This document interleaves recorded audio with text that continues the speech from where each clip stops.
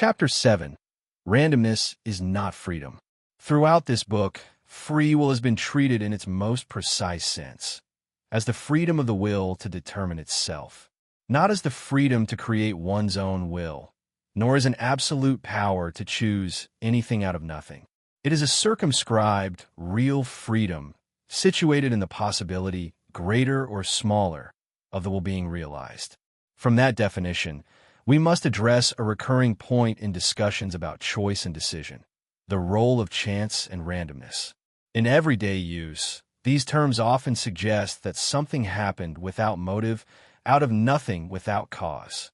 This intuition, although common, is conceptually mistaken. Randomness does not mean absence of cause. It only means that the causes involved are too complex to be fully accessed, predicted, or controlled by us.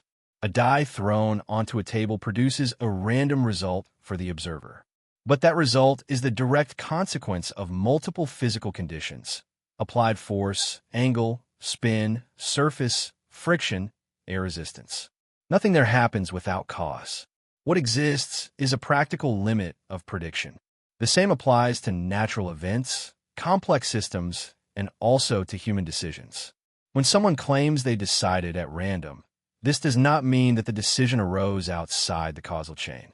Most of the time, it means that the reasons that inclined the decision were not clearly accessible to consciousness, or that the person chose to introduce an external criterion to resolve an internal indecision. It is important to notice that even this resource is an expression of the will. Resorting to a random procedure, such as flipping a coin, already reveals something about the agent. Discomfort with the choice, a desire for speed, an attempt to reduce internal conflict, or simple momentary indifference. There is no neutrality there. If the agent accepts the outcome, that expresses who he is at that moment, someone who considers it legitimate to follow that criterion. If he rejects the outcome, that also expresses something. The randomness served only to make visible a preference that already existed. In none of these cases does randomness create or destroy the freedom of the will. It only participates as one more cause within the process. For this reason, there is no opposition between randomness and free willing. Both operate in the same field, causality. Randomness does not break the chain of causes, nor does it suspend the expression of the will.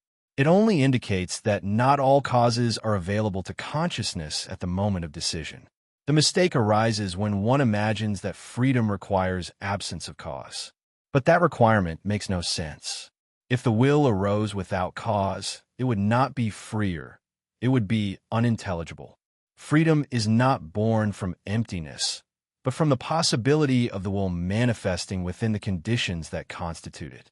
Thus, randomness does not threaten the notion of free willing adopted in this book. It only reinforces a central point. We are not absolute authors of causes, but we are the place where they organize themselves and express themselves. The will remains ours. The choice remains real. What disappears is the illusion that freedom requires a magical point outside causality. Understanding this does not impoverish human experience. On the contrary, it makes it intelligible, coherent, and compatible with the reality we observe. Chance ceases to be a mystery.